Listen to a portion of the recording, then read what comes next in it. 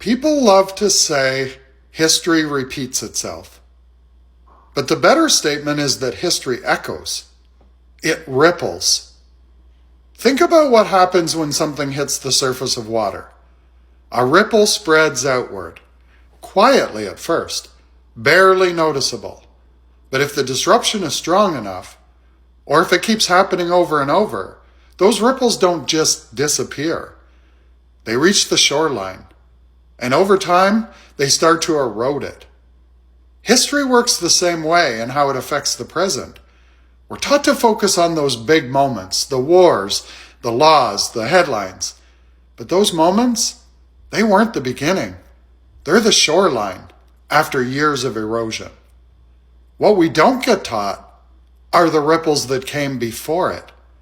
The small decisions, the policy changes, the language that slowly shifted, the normalization, the apathy, the people just doing their jobs. And here's the uncomfortable part. Most of the time, the people involved didn't think they were doing anything wrong. They were following rules, doing paperwork, enforcing policy, trying to be good citizens. But when all of those small actions connect, they don't stay small. They become systems.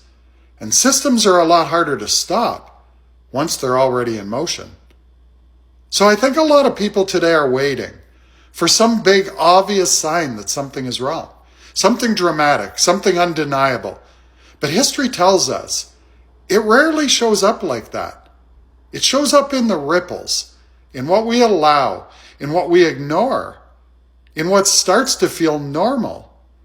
And by the time it reaches the shoreline, by the time everyone can see it clearly, a lot of the damage has already been done.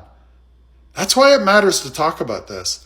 Because if history echoes, if it ripples forward to the present, then the question isn't just what happened back then.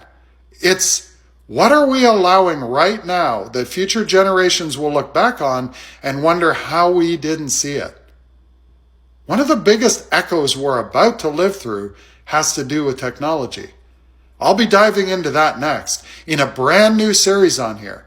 I hope you'll stay tuned for that. Oh, and a quick reminder, I'm going live on Tuesday, March 31st at 7 p.m. Eastern. The topic of the live is fewer people, bigger problems, and what kind of country do we want to become? So I hope you'll join in on that conversation too. Peace out. And in the meantime, if you're not already following me, you should. It's going to be a ride.